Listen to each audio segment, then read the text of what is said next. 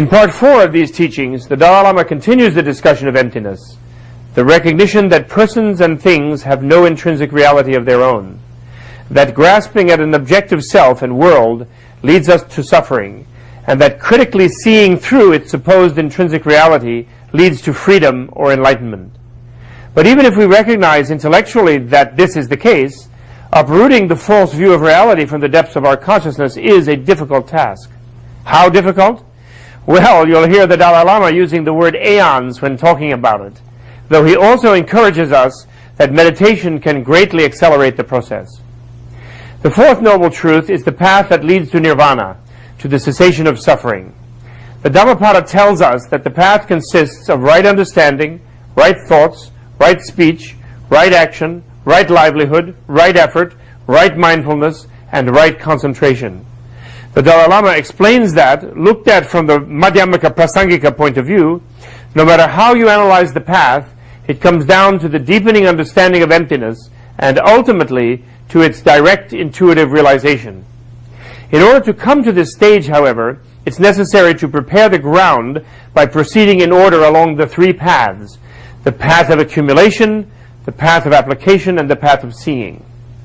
The path of accumulation is the stage of analyzing the philosophy of emptiness and coming to the conclusion that it must be the correct way to understand reality. The path of application refers to the stage where the individual attains some experiential knowledge of emptiness in meditation. But the path of seeing is when there is the intuitive realization of emptiness directly, and then gradually the afflictions, in increasing subtlety, are abandoned at their root totally and completely. So the deepening realization of emptiness is at the heart of the Buddhist path, and this must be brought about by the union of one-pointedness of mind, or shamatha in Sanskrit, with this insight into the true nature of reality, or vipassana, critical seeing. Without one-pointedness of mind, there can be no progressively deepening insight, because without strong concentration, how can insight progressively arise? And without an ethically sound way of life, how can there be any real development of one-pointedness of mind? If one's actions weigh heavily on one's conscience, they will impede the ability to concentrate. And finally, without a genuinely deep compassion, how can there develop an ethically sound way of life? As the Dalai Lama points out, compassion is the foundation of the Buddha's teaching. In Mahayana Buddhism, bodhicitta, the spirit of enlightenment, is the will to attain enlightenment for the benefit of others. Returning to the first noble truth, the truth of suffering, the Dalai Lama reflects that it is the profound understanding of suffering that makes us genuinely compassionate first to ourselves and then to other human beings. As long as we see ourselves as different, as long as we see ourselves as separate, there can be no genuine feeling of compassion. It's only when our compassion is born out of a completely honest sense of equality with all others, enemies and opponents included, that we begin to be capable of walking the paths of freedom to reach the goal. So here now is the final chapter in this remarkable series of teachings on the Four Noble Truths.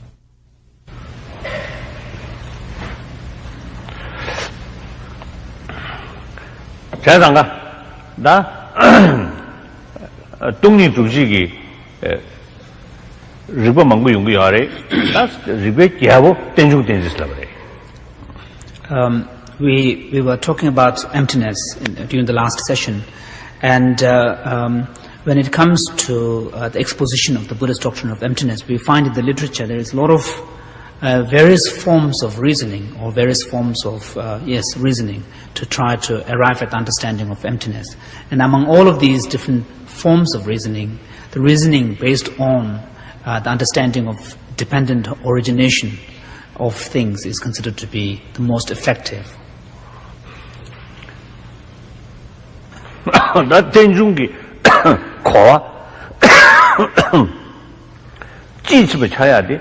패지 나타고 중지 나타고다 못버리지 중지 사실 인사래. And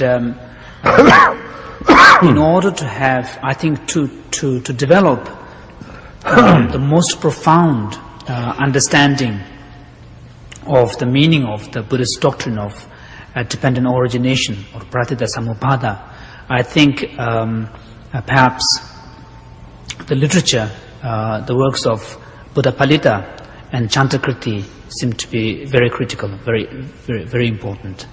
So当然你这下的学的忙着的，真不是送西下人写的个样的，这真不是送的，别的开车用说的，养了不得不的的，养了他做派他老差呗，他胸看样我就，他说的，他胸的控制长的，都是这三个啥的，你说你讲呢？还得你选都是的。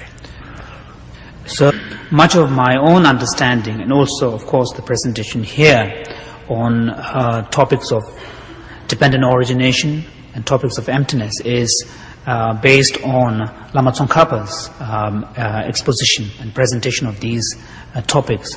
And Lama Tsongkhapa's own presentation is very much based on the reading of Nagarjuna by Chantakriti and Buddha Palita.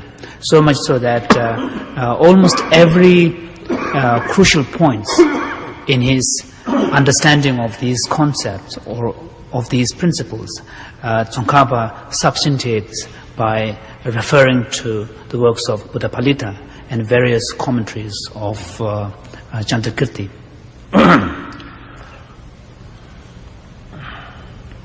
但这些个的早时拿到的呀，大概是不是你说这些呢？就是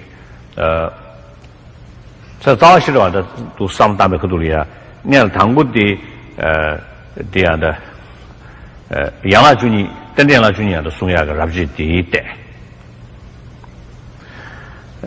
这是不是可是你说说明呢？陈元伟。杨老主任送下的，是不是的？你说说不对，做是不对，真对。还是你说说的什么样？但你唐国的第一代。但呢，让去找也不对。第一节了呀，的让去拍你收拾不是？你收拾没着？现在我在电脑那里呀，因为人性慢呢，因为讲个老说吧，因为take嘛的，但当然电视take嘛的，但当然因为就是take嘛的，现在我们嘛出这么个，出这么个。这么个什么的了呀？怕，因为看那个出这么个问题，因为怕，但何说嘞？但难解要的是，看那个难解要的是呢，出这个样的用说的怕乱的，怎么怕乱的？因为这样的，但你因为电中夸的肯定是么的，休息在晒不长的呢。My own understanding of Chantakriti and Buddha Palita's interpretation through Tsongkhapa's understanding of interdependent origination through Buddha Palita and Chantakriti is based on the reading of the 23rd chapter of Madhyamaka. No. This one, Matanda. Buddha Palita, the 6 years of Jubaran, then is Kaina. Sorry. I start again. When I'm studying Nagarjuna's Madhyamaka Mula Karika, which is the fundamental treatise on the middle way, I combine the 23rd chapter, which deals most probably it's the 23rd. Probably it's the 23rd, but it's the chapter that deals with the 12 links of dependent origination. I combine the study of that chapter with the 18th chapter, which deals with the Buddha's understanding of the doctrine of anatman, no soul theory, and then these two. So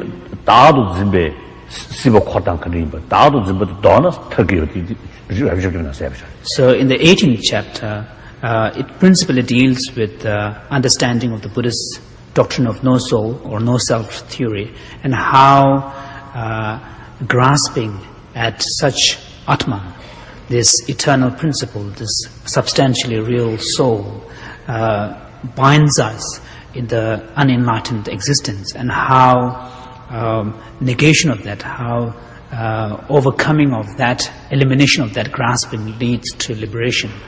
And so my understanding of these two chapters are combined.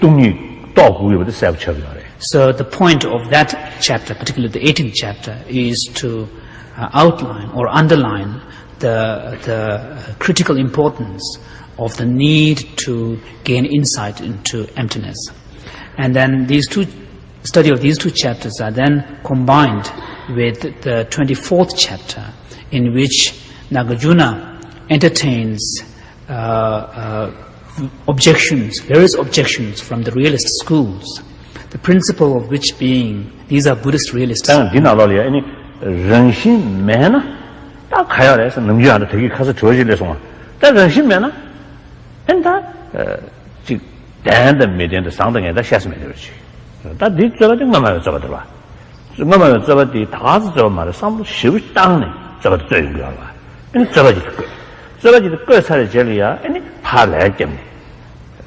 So in the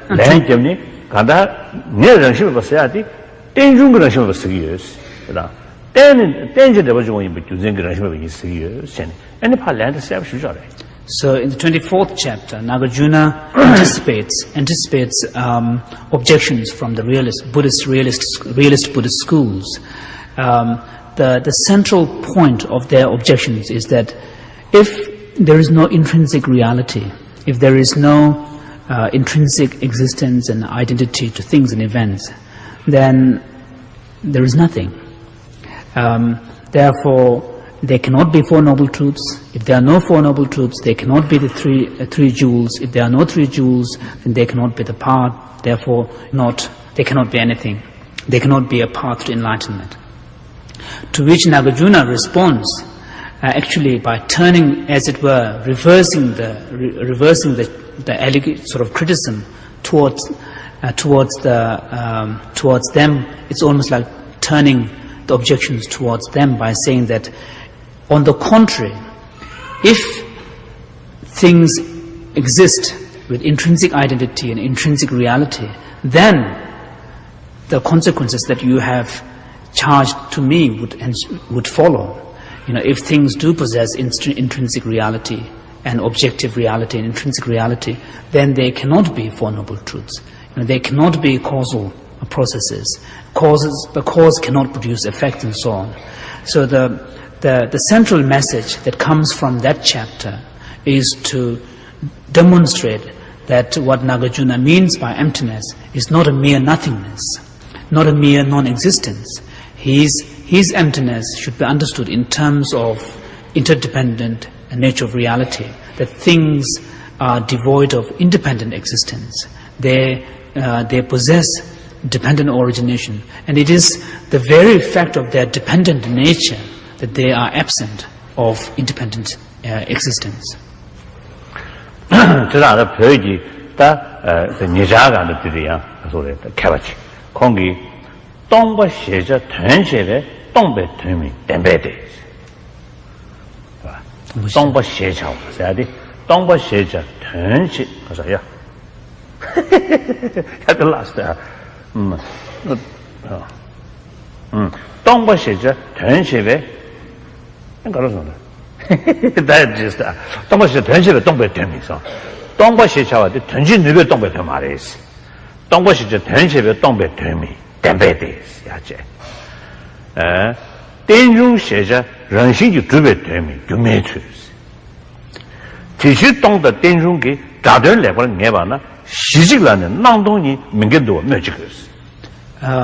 One of the sort of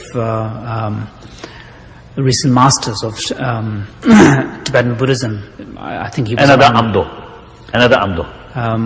I think he was around the turn of the century, sort of early 20th century Tibetan Amdo master. By the way, he's from the same native. He stated in a beautiful, he articulated this point in a beautiful verse. He said that empty here in this context does not mean the absence of functionality. And what then is the meaning of emptiness? It is the empty it is the emptiness of real existence or absolute existence. Dependently originated. Dependently originated does not entail intrinsic reality or intrinsic identity. What it does entail is a phenomenal reality, like illusion-like phenomenal reality.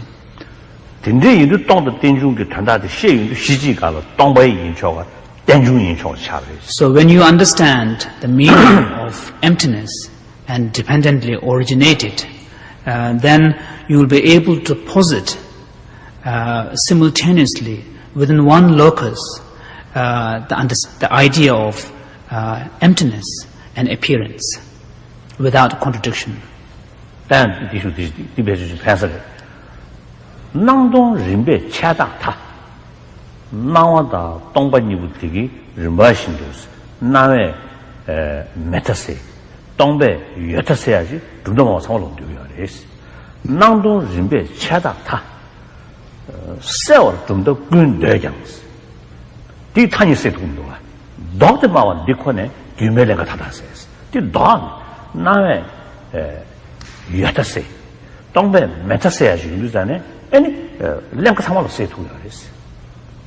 Similarly, the same master said that it is common to all philosophical schools to try to talk about, try to sort of describe their own position as avoiding the extremes of absolutism by talking about some form of emptiness, and avoiding nihilism by talking about the level of phenomenal reality.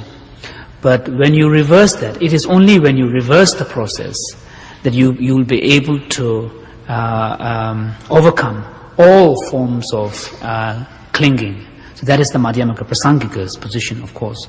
From the point of view of Madhyamaka Prasangika, it is the appearance that liberates the person from grasping onto absolutism. And it is the emptiness, once you understand the true meaning of emptiness, that liberates the person from falling into nihilism.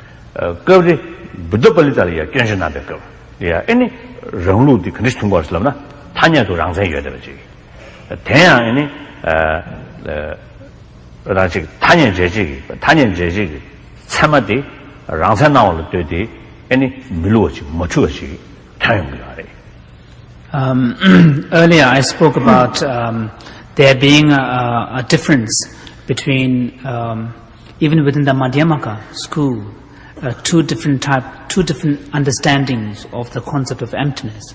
I spoke about how Madhyamaka Svatranthika's view differs from the Madhyamaka Prasangika's view.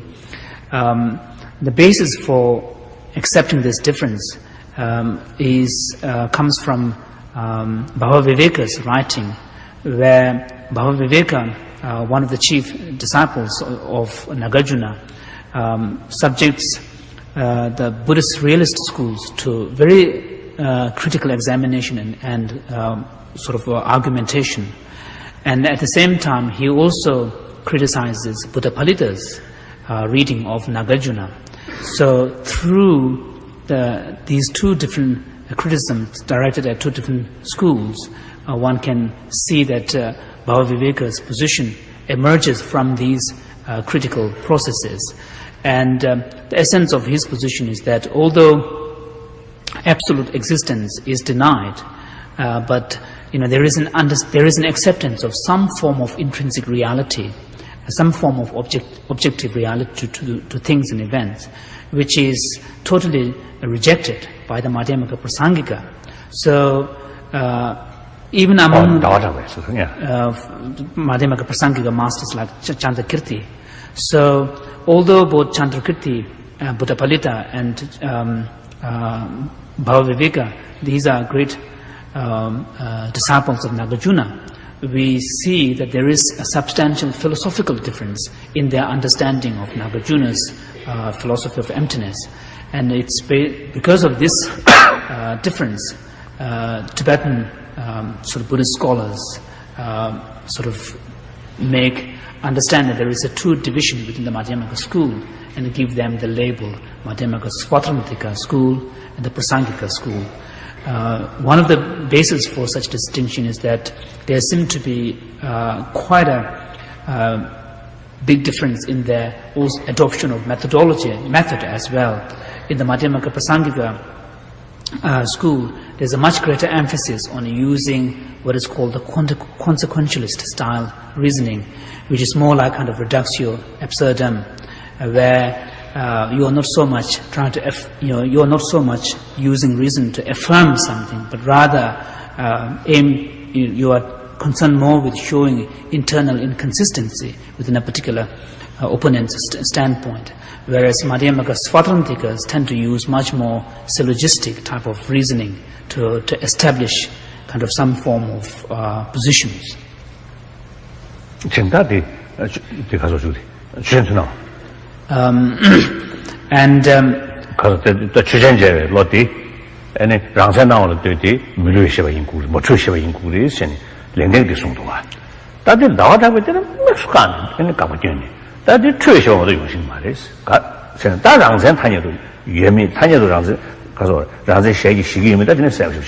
so, given this difference, there is also a fundamental difference between Bhavaviveka and Chandrakirti about how our sensory perceptions perceive sort of material objects.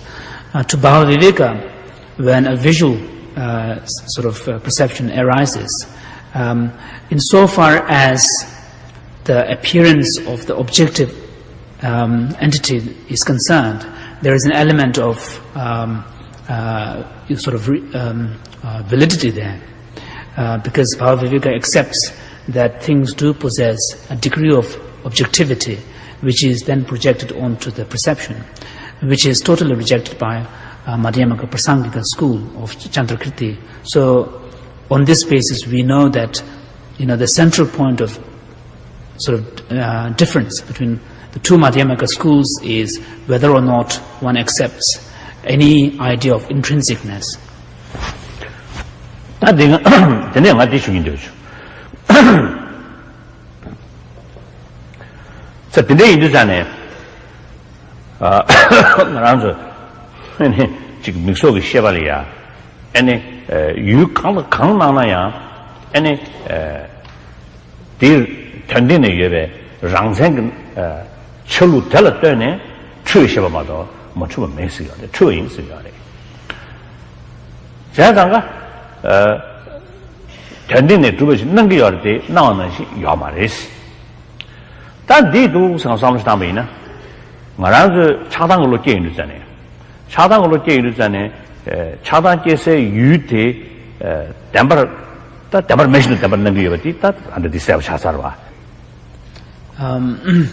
The reason why understanding of this subtle point is important is that if one were to relate this point to one's own personal experience, then we can see that when strong emotions arise in us, say a strong attachment or anger,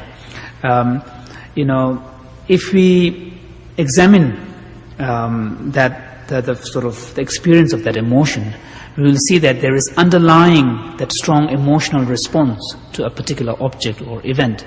There is an assumption that there is something objective, something real out there to which you are holding on, and to which you project qualities of desirability or qualities of kind of undesirability, something that is either attractive or unattractive, And based on what kind of qualities that you project, you feel either attracted to it or you feel repulsed by it.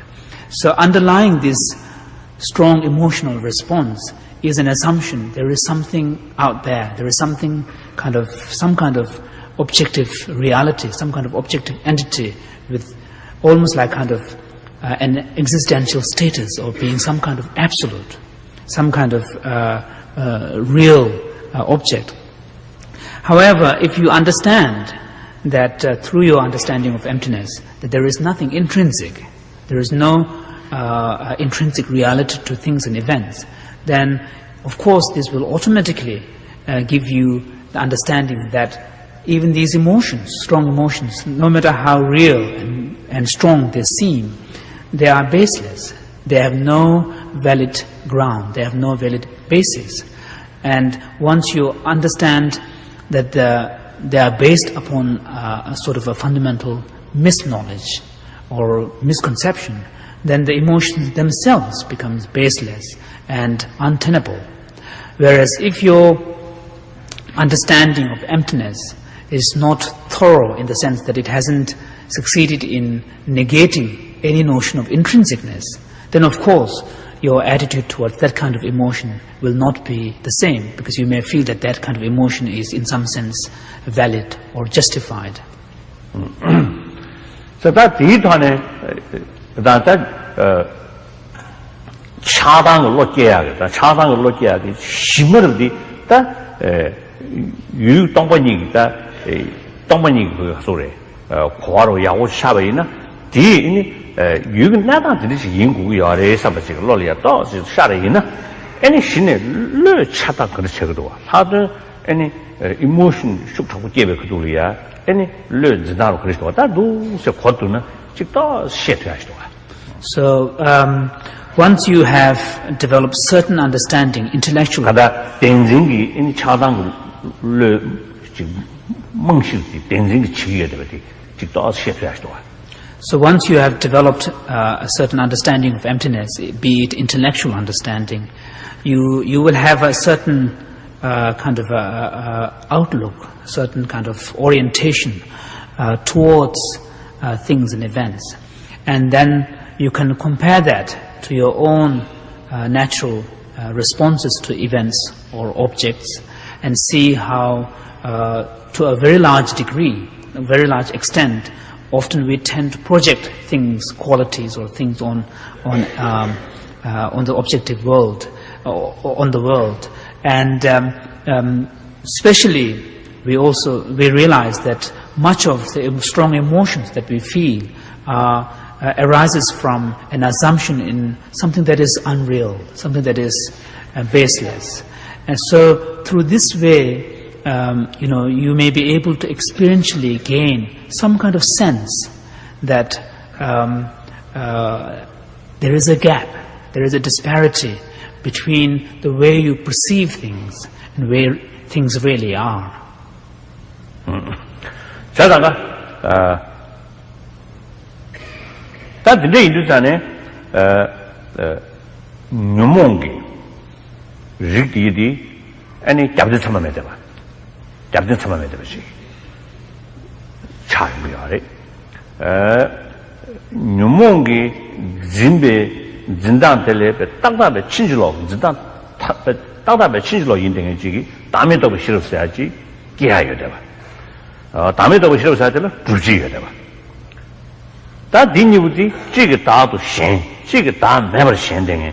니부디 뭐부 찍으면은 진단 뭐가도 되다 인도산에 로니부디 내셔널지 신대로지 싸우차. 내셔널지 침배 원에 잡된 거 참아 입을로디 겁나 공부 슉슉 줘야 되지다. 잡든 참아 매댕에디 아니 공부 가서 다 슉슉 줘야 매되지. 디니 원에 된진 슉충 로트야디 디선에 셔. So from all of this, the conclusion that we can draw, or the morale that we can draw from all of this, is the fact that much of our strong emotions, the emotions that afflict our mind, arises from a fundamental state of confusion, which tends to apprehend things as real and things as intrinsically existent or independent. And so we know that these emotions, these afflictive emotions and thoughts, have no valid support, neither in our experience nor in reality or nor in reason.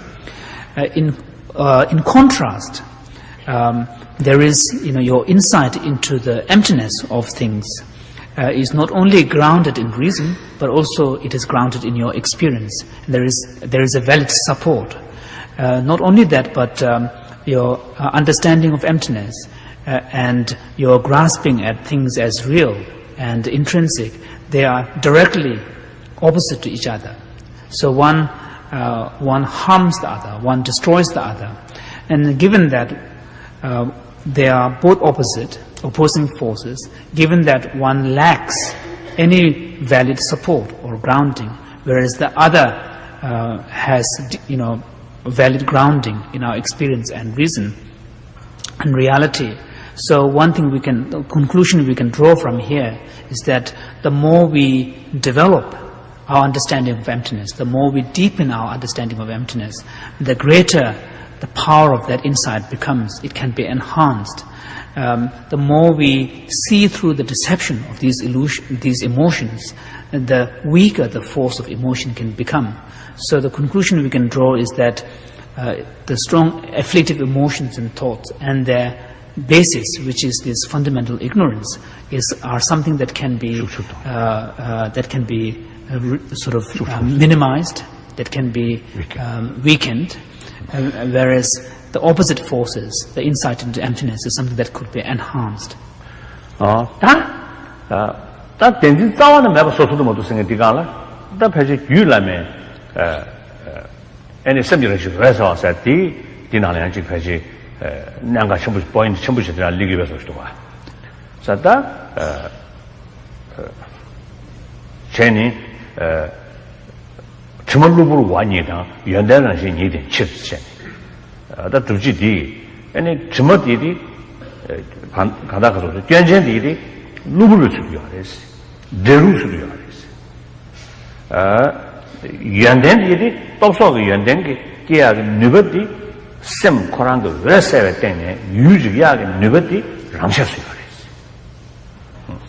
So through our reflections so far, we have arrived at a point where we can conceivably accept that the delusions, the afflictive emotions, and also their basis, which is the fundamental ignorance, is something that we can weaken in its force.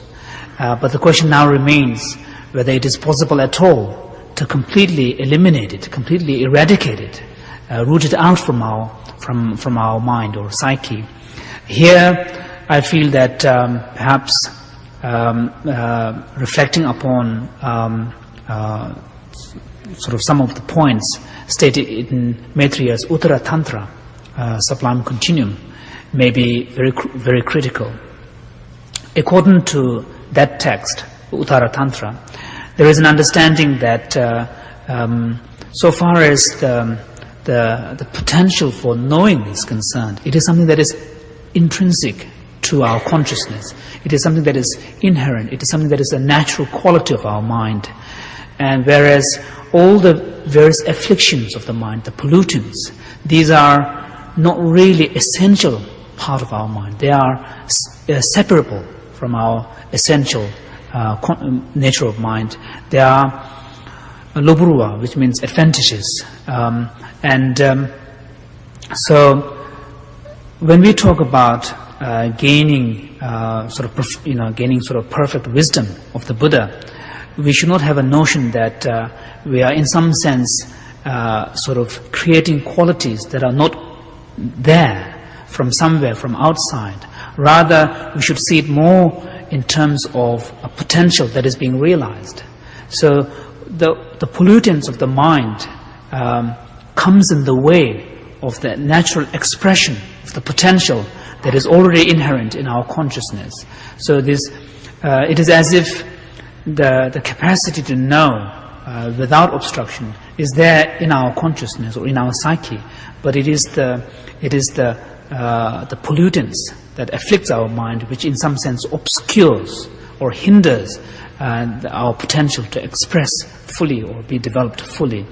So once our understanding of the nature of mind is informed by this concept of essential nature of mind as a mere pure luminosity and mere experience or the capacity to know, then by understanding that all the pollutants of the mind, the afflictions of the mind, are something that could be removed, then we can conceive the idea of the possibility of total eradication or elimination of these pollutants. So that So this is how one can sort of conceptualize the possibility of attaining moksha, how afflictions of the mind are capable to be removed, and how liberation can be attained or moksha could be attained.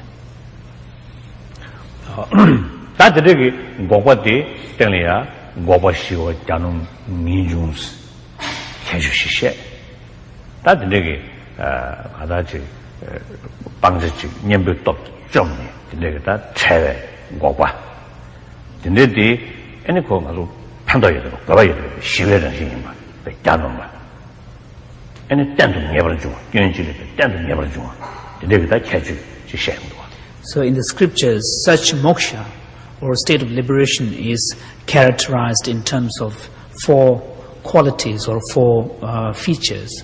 It is described as the true peace, because that is the state of total tranquility, where the individual has attained a total freedom from all the pollutants of the mind. And it's also described as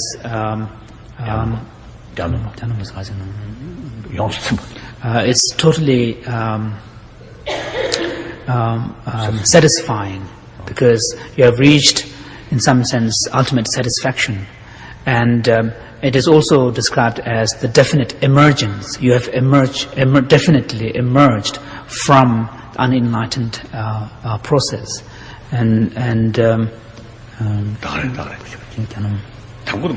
Sorry, the first one is the cessation, yeah.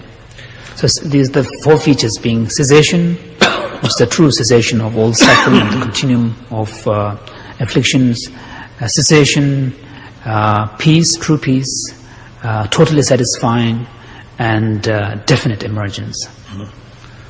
That is about third fundamental.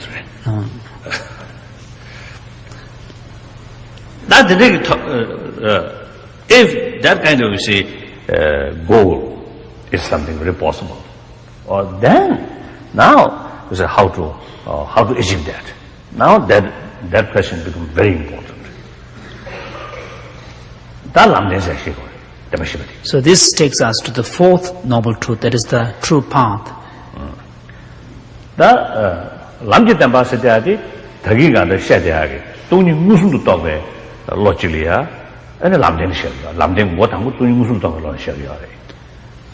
So when we talk about true paths,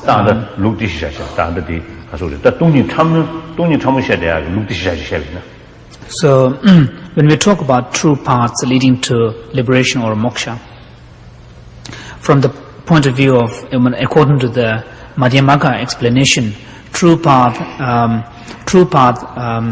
should be understood in terms of a direct, intuitive realization of emptiness. That's the true path.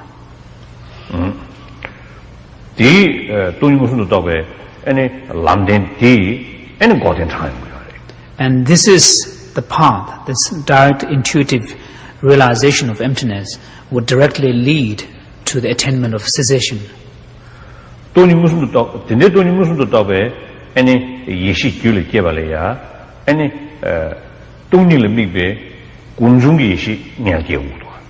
But in order to attain such direct intuitive realization of emptiness, one must have the basis, which is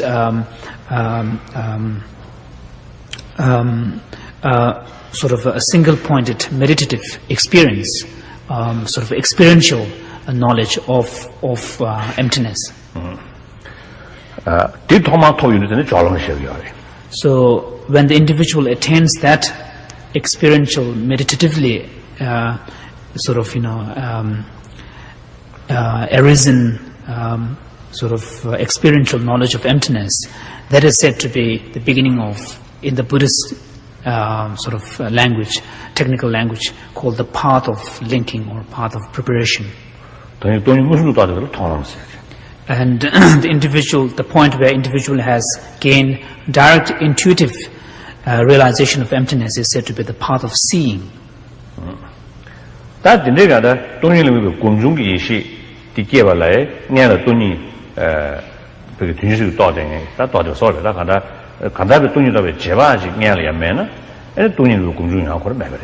However, the experiential knowledge of emptiness derived from meditative practices, in turn, must be based on an initial intellectual, inferential understanding or cognition of emptiness. Without that, there is no possibility of attaining meditatively based experience of emptiness.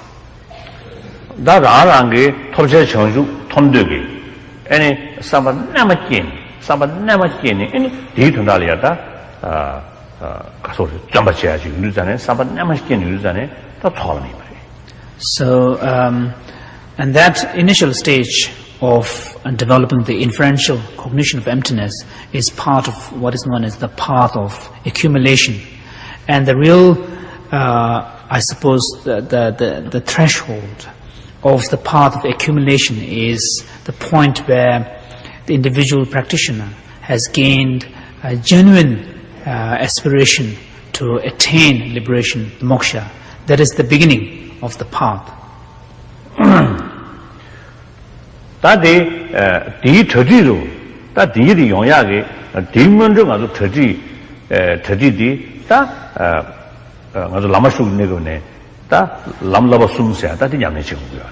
However, in order to prepare oneself to embark upon such a path, the path of accumulation, path of linking, or path of seeing, of course it requires a lot of preparations, the grounds that needs to be prepared. And so we are talking about now practices at the beginner stage, the initial stage, where the most important practice is the practice of the three higher trainings, the trainings in morality, concentration or meditation, or wisdom or insight.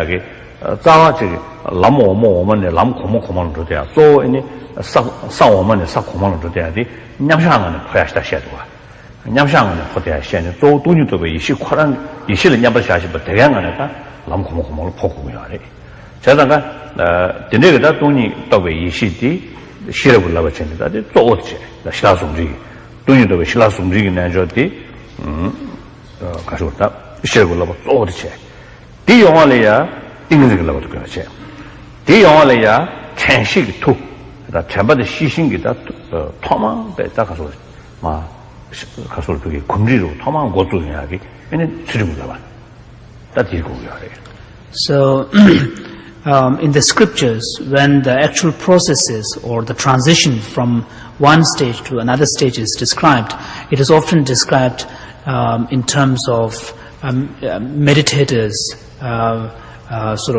experience. So, what is important here is to understand that the actual path on which the individual travels is the progressive and deepening knowledge and realization of emptiness.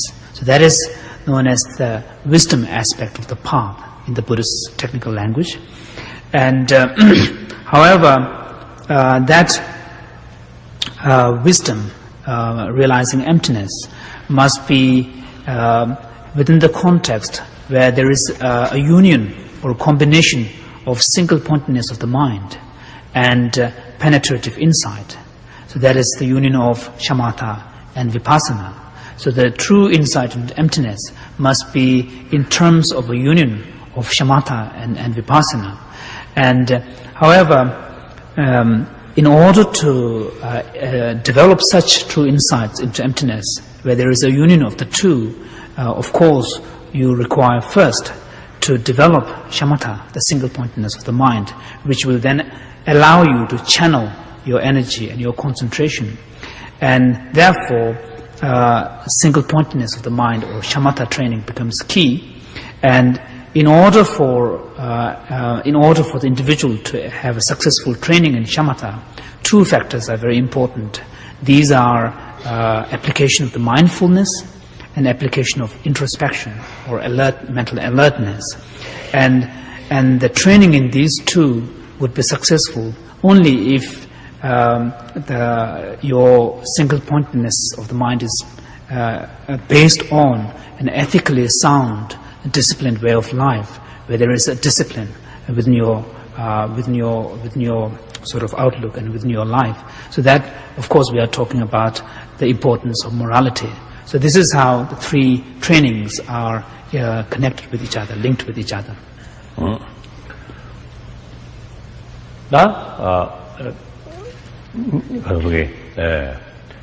년대가 택받아 다가는 지금 그게다 전주 선배다 택받아 지금 3월로 투문 양년치야 장소 수준만으로 되고. So all these practices of the three higher trainings, which is elaborated in the Buddhist scriptures, sometimes in the form of what is known as the 37 aspects of the path to enlightenment. These are all practices, all of these practices are common to both the Shravakayana, or the individual vehicle, or the Bodhisattva yana. 다 댐바시만 대셔의 판에 최근적 세야지 용식체 다 최근적 뒷단경기 아니 댐바 산지 좀 된데 아니 뒤수시는 중에 초긴 뒤전에 다 떼숨 세야지 즉 쇠벌 샷도.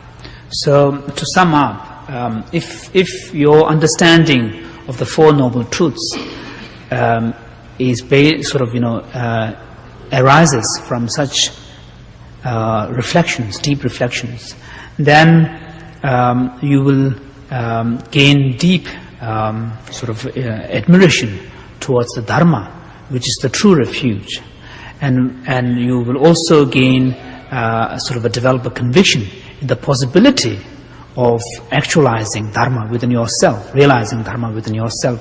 Once you have attained such conviction, then you will be able to develop genuine admiration to the Buddha, the master who showed the Dharma, the path.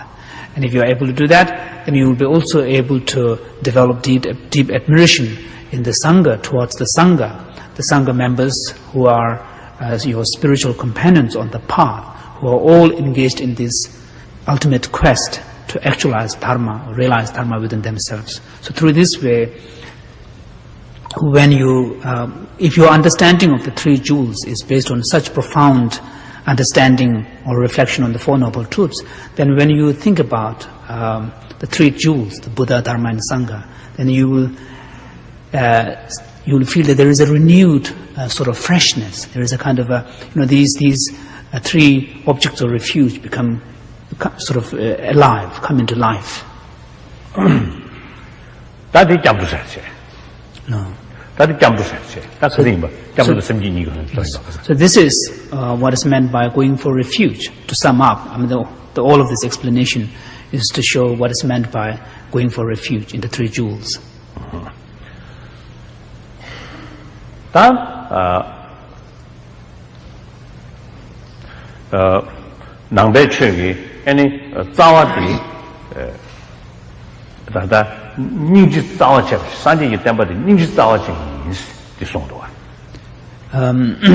Now, based on that understanding of taking refuge, we need to now look at another important perception of Buddhism, where there is an understanding that the entire teachings of the Buddha, the foundation is compassion. Compassion is the foundation of Buddha's teachings. So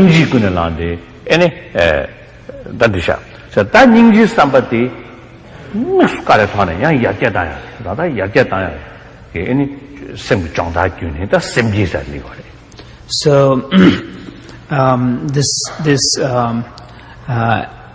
practice of enhancing one's heart, developing altruistic mind, is aimed at deepening one's understanding of compassion and enhancing the compassionate potential that exists within oneself. 当然，强就是国面里啊，因为他妈当年过吧，生前当这下，当年了强就生啥肯定是我是那边呢，强就生是这样的，我到前呢，你们认定个生是要的，现在对你个准备多些，强就对你个准备都充电都有等于个，因为生起来强就生啥的意思。So based on such profound compassion, then one can develop altruistic aspiration to seek enlightenment for the benefit of all. So here, of course, we are talking about the generation of bodhicitta. And so what is meant by bodhicitta? In Maitriya's Abhisamaya Alamkara, bodhicitta, or this altruistic aspiration to attain enlightenment for the sake of others, is described as having two sort of motivating factors.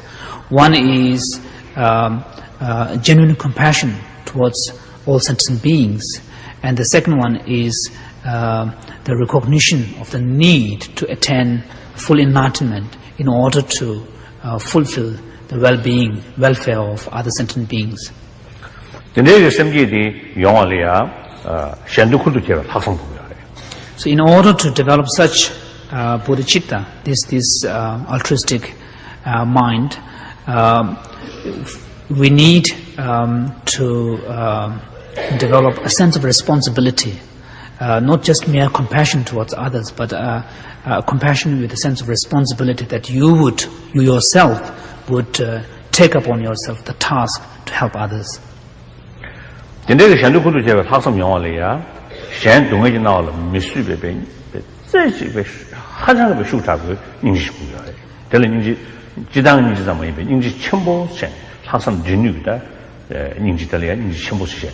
So this kind of sense of responsibility can only arise if you have generated genuine compassion, spontaneously arisen genuine compassion which pervades all sentient beings, and which is universal compassion. It's not partial, but rather universal towards all sentient beings.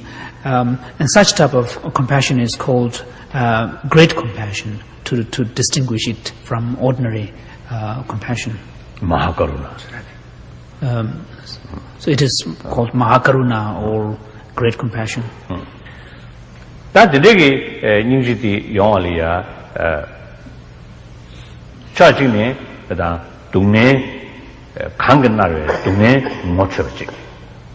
Nilia Kang Dumejanare, Semjalia, any Jeshipam Lokiach, Nikulu. So, however, such type of compassion can only arise if you, first of all, have a genuine insight into the dukkha nature, genuine insight into the nature of suffering of oneself and other sentient beings. There is a true recognition of your state of being as a suffering. And not only that, but also there should be a genuine empathy, a genuine sort of connectedness with others, without which compassion cannot arise. So in order to have genuine compassion, you need not only realization of the suffering nature, but also there should be a sense of connectedness with others, other sentient beings, a kind of a natural empathy. 동네 사람들이 되게 kontrol해야지. 동네 대표도 도교인이 님이 사람들 되게 더하네. 용야지. 대상도 마세베 고된 타고 탑네. 시워 쳐지고 통되나 더도 시집이 짠다 잡아 있는데 시고요. And so far as gaining insight into the suffering nature is concerned, reflection on the first noble truth, the truth of suffering, will assist you in your deepening your insight into suffering. And not only that, but for an altruistic practitioner, it is important to recognize that attaining individual liberation alone is not adequate. Not only is it sort of individualistic, but also, even from the point of view of one's own perfectibility, gaining moksha or liberation alone is not full enlightenment. It is not a state of full awakening.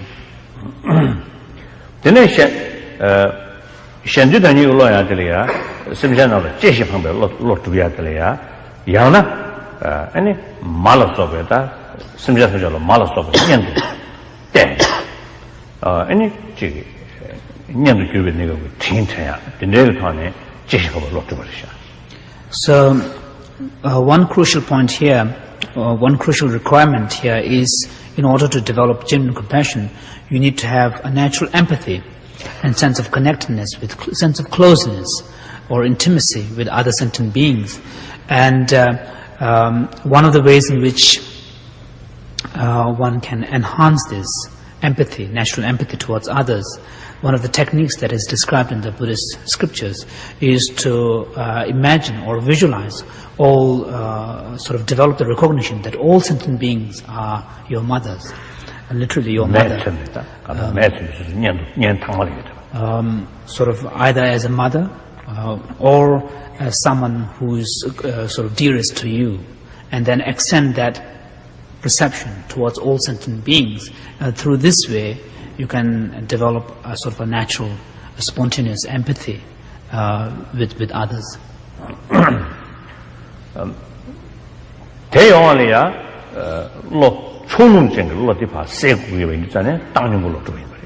However, such natural empathy towards all sentient beings cannot arise if you have fluctuating emotions towards others, which are based on discrimination. Viewing some as enemies and some as friends. So that fluctuation, that kind of fluctuating emotions based on discrimination has to be first overcome.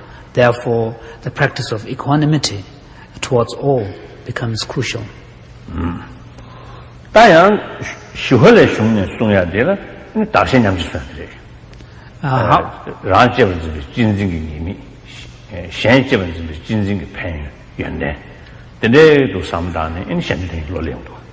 However, there is a different technique described in Shantideva's writings, Bodhisattva Charavatara, Guide to the Bodhisattva's Way of Life, where he explains a way of cultivating genuine empathy towards others, not so much based on recognition of others as your dearest, but rather as a way of developing equality of oneself with others. The fact that just as you yourself wish to be happy and overcome suffering, others too have the similar natural desire, and just as you have the right, others too have the right. So developing that sense of equality and then reversing your sort of perspectives, putting others in your place and then relating to them as dearer to yourself. Through that kind of process of training, there is another technique of cultivating a natural empathy or connectedness towards others.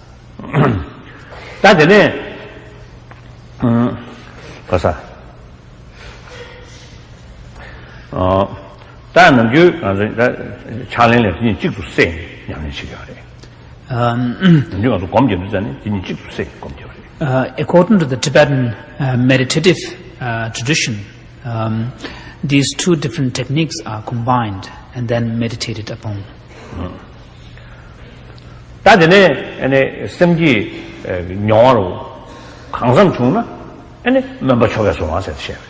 So, and the custom is that once, as a result of your reflection and practice and thinking and meditation, if you gain a sort of even a simulated experience of this altruistic mind, this compassion, then the custom is to stabilize that and reinforce that through participating in a ceremony where you explicitly generate the bodhicitta.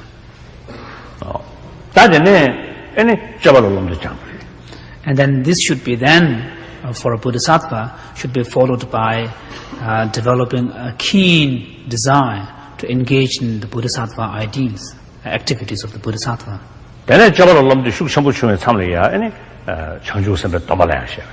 So once the individual has successfully developed a keen interest and keen wish to engage in the bodhisattva activities of helping other sentient beings, then, according to the tradition, then such a person must take bodhisattva vows from that point. So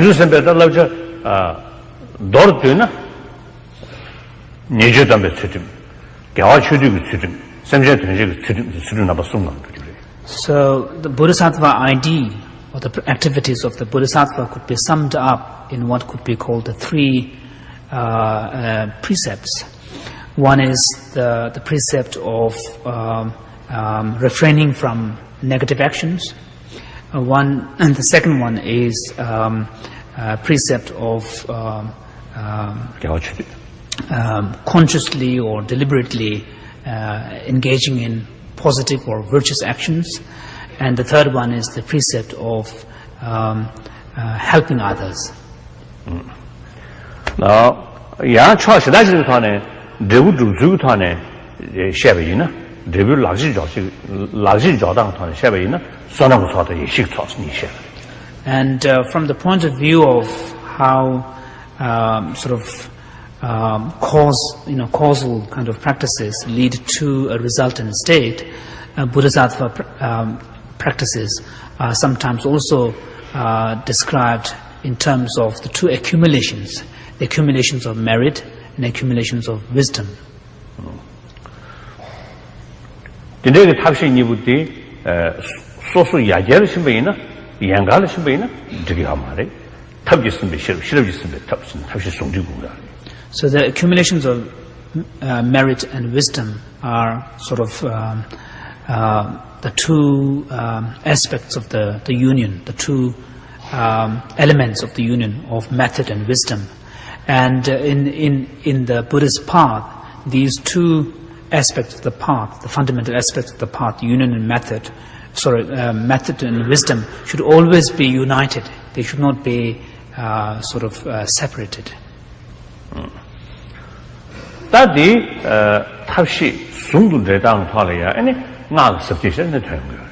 And it is on the practice of the unifying method and wisdom where the profundity and the sophistication of the tantric or Vajrayana practice comes or arises.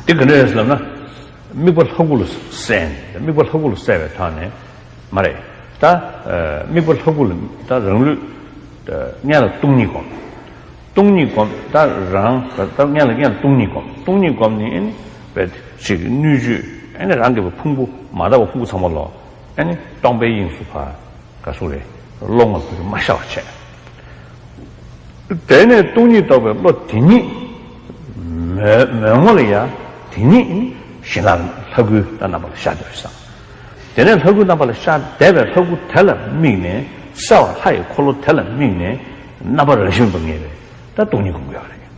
Tea is such a Nimi said, Tashi Nimi Shiga, didn't to put it very briefly, one of the unique features of the union of method and wisdom in the Vajrayana teachings is that there the practitioner first subjects all his or her perception of self and the world to an understanding of emptiness and dissolves everything into emptiness. And from within that, and that very cognition or understanding of emptiness is then, of course, at the imaginative level at the beginning, is visualized into a sort of a perfected form of a deity, of a meditational deity.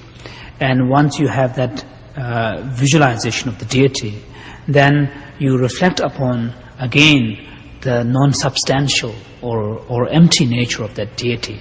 So what you find here is that complete within one instance of a cognition, both aspects of the method and wisdom, there is a visualization of the deity, yet at the same time there is an understanding or there is a comprehension of the empty nature of the deity at the same time. So within one single instance of a cognitive act, you have both the method and wisdom complete.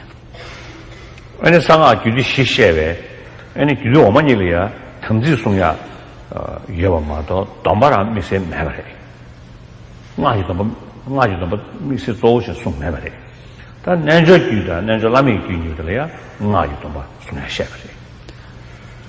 So within the Vajrayana sort of tradition, principally speaking, there are four principal classes of Tantra. The first two classes of Tantra, there is no involvement of taking Tantric vows or Vajrayana vows.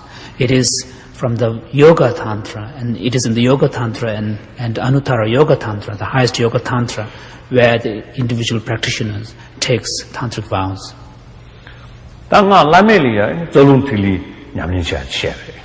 And in the Anuttara Yoga Tantra, highest Yoga Tantra, then there are various meditative practices which are aimed at utilizing various physiological elements as well, such as visualizing on the energy channels, the energies that flow within the channel, and then visualizing on subtle drops and so on.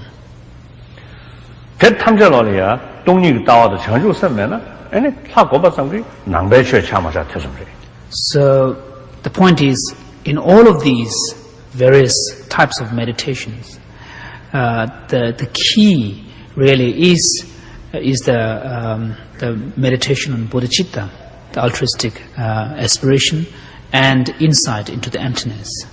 Without these two factors, none of them would even be considered a Buddhist practice.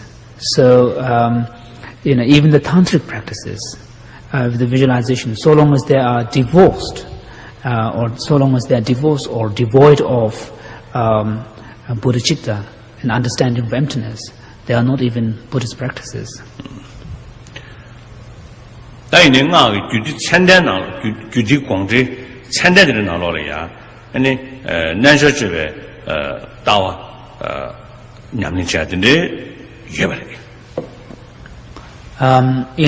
However, in very reliable and authentic texts belonging to Yoga Tantra, there is an understanding that Vajrayana path could be also based on the philosophical understanding of emptiness, of a Chittamatra school as well, not necessarily a Madhyamaka.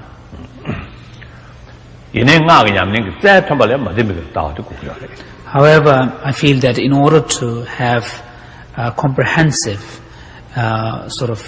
practice of Tantra, in order to attain full realization of Tantric path, Vajrayana path, I think insight into emptiness based on the Madhyamaka understanding is crucial.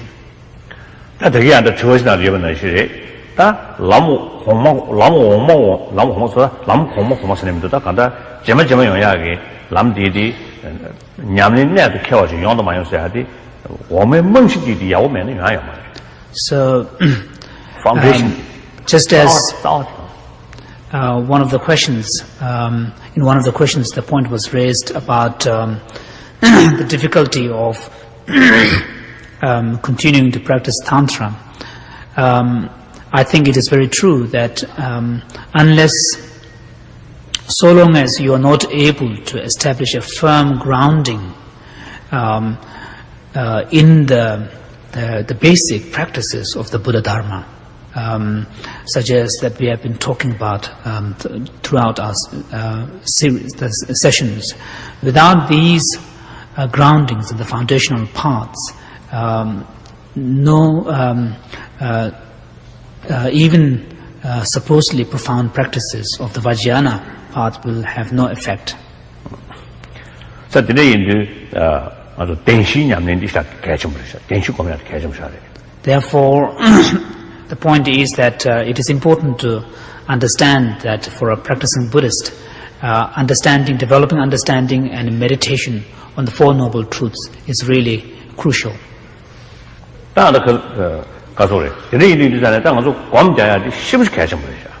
Therefore, meditation as a part of your practice becomes really critical. And when talking about meditation, it is important to bear in mind that your meditation should contain both elements of the meditation, both single-pointedness and also an analytic or penetrative. Then another important factor is determination. And you should not think these development can take place within a few days or few years. We must understand. You see, these development even may take eons. So you say our determination, if consider as a Buddhist and want to really practice as a Buddha Dharma, then right from the beginning, you must, you see, make up your mind. Or doesn't matter, even may take millions of billions of eons. Doesn't matter. You see, after all, what is the purpose of our life? The meaning of existence? Nothing. You realize something positive. Then even you see days and months or eon, it is meaningful. If you really wasting our life, purpose of our life, then even one day, too long.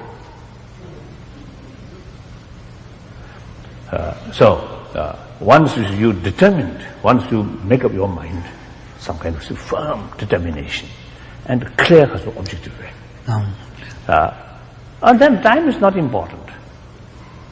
So they like Shantadeva is one of the, you see, prayer.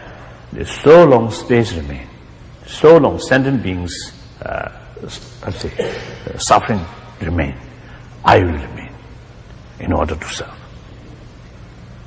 So that sentence really gives me some kind of inner stand, and also I think inspiring. So the more sort of, you see, the impatience, and as I mentioned before, you see, they want something the quickest or best or something. Then I think result also poorest, I think. The cheapest method, quickest, cheapest method, result will be poorest. So you see, no. So you see, that's I think wrong. So that I would like to share with you. So that's why you see, I myself, although you see, recite some mantra or you see some visualization, you see certain mandalas, but in my daily practice, although my practice is very poor, but even then, you see, my main emphasis on this Four Noble Truths and Bodhicitta and Karuna. So that really, I feel, is something practical benefit. Then through these practice, you will get something practical benefit. Visualization is big deities. Sometimes I think cheating oneself. Almost you say like this is cheating oneself. Deceiving oneself. Deceiving oneself. So therefore,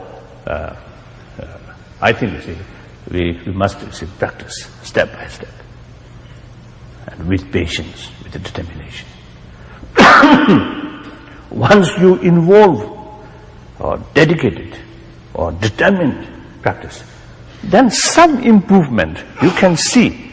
You see, year by year, at least decade by decade, then you can see, at least some change, some improvement you can see. Once you see that also gives you some kind of new encouragement.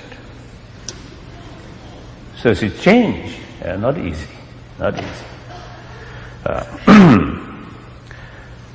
So as a Buddhist brothers and sisters, that is my talk. And now important thing is, if you consider as a Buddhist, then please implement. Should not remain just on intellectual level. The practice or teaching must be part of our life. And not only Buddhist, but other, the practitioner or believer, say it's a Christian or Muslim or Jews or whatever way. Whatever your faith. Whatever your faith. The faith, if you accept, then must be part of your life. It is not sufficient just in Sunday attend the church and remain like that few moments, and outside nothing there. That is not sufficient. Whether you are physical, whether in your cathedral or not, I think the teaching of your own religion must in your heart always. That's very important. Then you get experience of real value. Otherwise, it's just a knowledge here. When you face some real problem, won't happen. This is teaching. Once become part of your life, then real problem is come contact. Then is that teaching gives you inner strength. And finally, when we become older, old age, and incurable illness, and finally death comes, then that practice really gives you some kind of inner guarantee. So that's important. After all, death is part of our life. Nothing is strange. Sooner or later, we have to pass that I think main gate. We have to pass through that way. So whether there is a next life or not, at that time, the peace of mind is a very crucial factor. So how to achieve peace of mind at that moment? If you have some experience in yourself, then that will provide some kind of inner strength. No one else, no deities, no gurus, no other cannot provide. That's why Buddha says, you are your own master. So that's very important. Thank you. So then,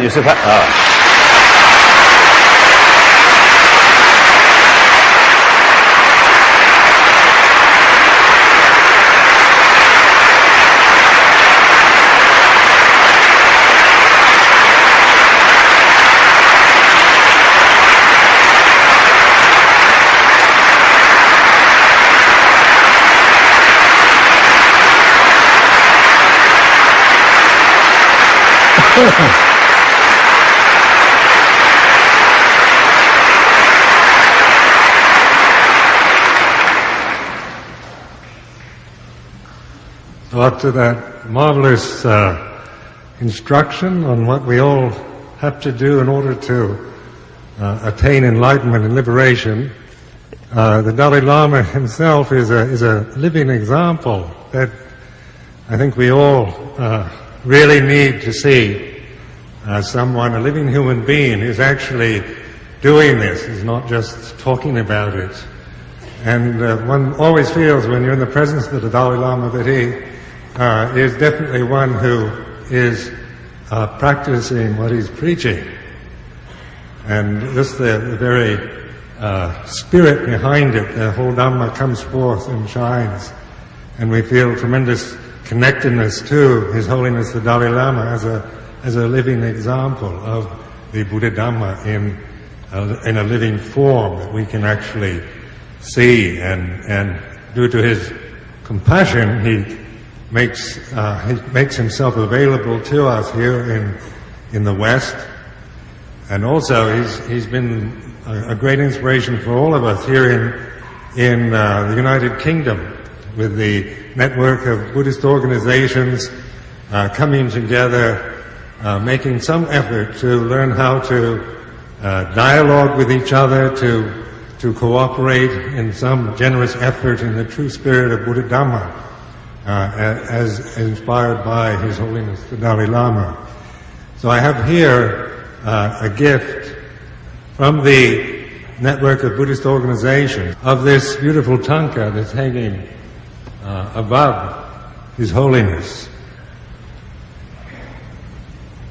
So I want to offer this, and with all sincere gratitude and appreciation for this wonderful instruction.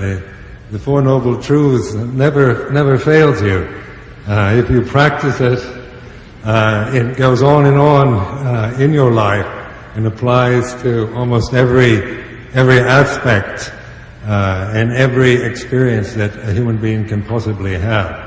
It is a grand and a great teaching, even though it looks relatively simple in four truths, the whole universe and the experience of liberation is made available to us.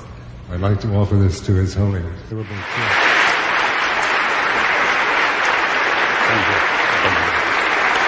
Thank you. Thank you.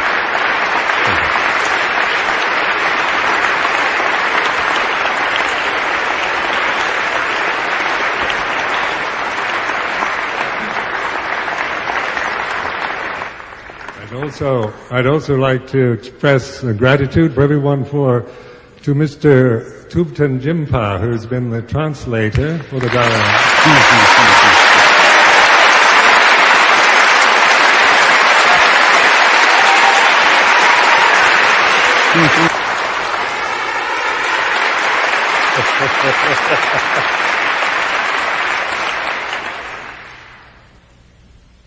That's awesome. So, finish. Thank you. Goodbye.